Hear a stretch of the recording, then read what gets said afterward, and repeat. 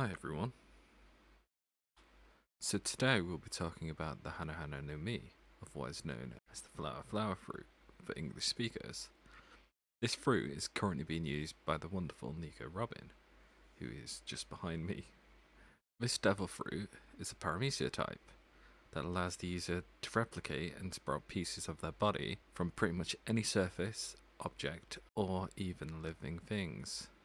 As further allusion to this, pinkish white petal-like particles form and then swirl away from where the parts sprouted and vanish, as well as around the user itself. The power of the fruit was first demonstrated, but not clearly seen before Luffy and the crew when they first met Robin while sailing on Merry. The fruit's actual power was fully revealed during Robin and Pell's confrontation, which would have been once they got to Alabasta. So the etymology, which is the origin of this word, Hana, is the Japanese word for bloom and flower, and reflects the nature of the user's powers to sprout their body parts like a blooming flower. It is called the flower fruit in the English dub. So now we'll be talking about the appearance of the fruit. Hana Hana no Mi is a pink flower-shaped fruit with a stem sprouting out of the top, with swirls that go in a curly S-like pattern on the petals. It seems to be a common thing when it comes to devil fruits, and I'm referring to the curly S pattern. Its overall appearance greatly resembles a pink Delilah, which I think originates in, I think it was Southern America.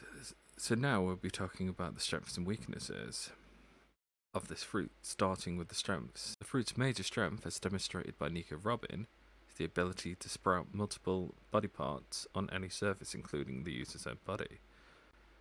The exception being sea prism stone, thus a common thing for all devil fruit users. This ability, the user can take on many attackers at once by using many sprouted limbs, and we do mostly see her using arms and hands to lock down the enemy's movement.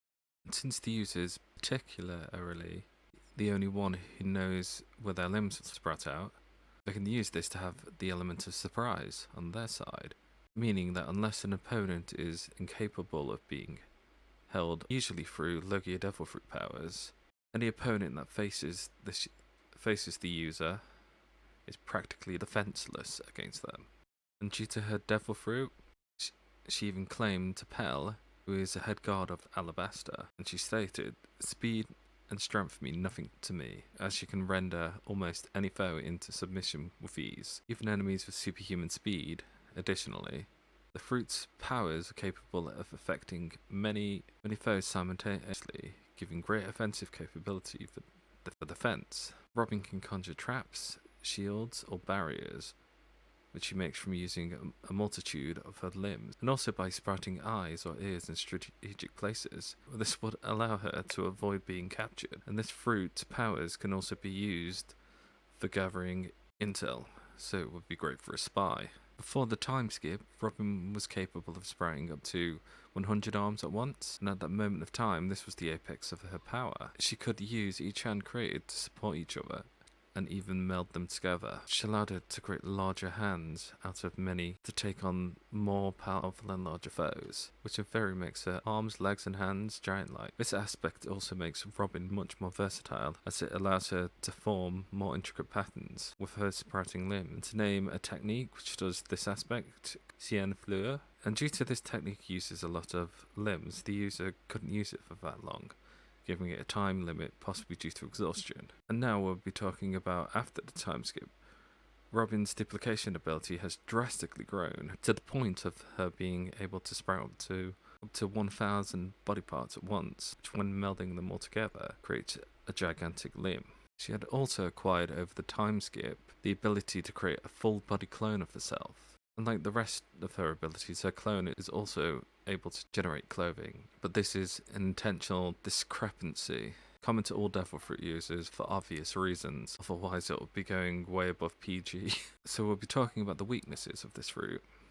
The Hana Hana no Mi has one unique weakness to this fruit, and that is the user will receive damage to the body of any of the extra limbs being attacked.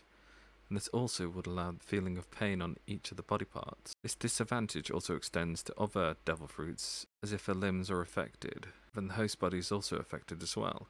And for example, if the Hobby fruit user happened to touch you in this state, this would then turn the person's real body into a toy. The user can also not create limbs if there isn't enough room to do so. And while each part is capable of that part's normal movement, the body part itself is bound to where it was sprouted from. The strength of the user is also a limiting factor, and if the person's individual strength isn't to par, this could be a great disadvantage.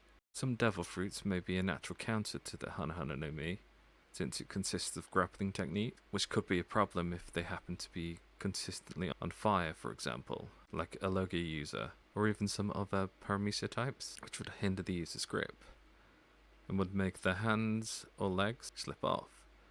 And off the top of my head, Khalifa could be one of these weaknesses. Other than that, the user is also affected by the standard devil fruit weaknesses.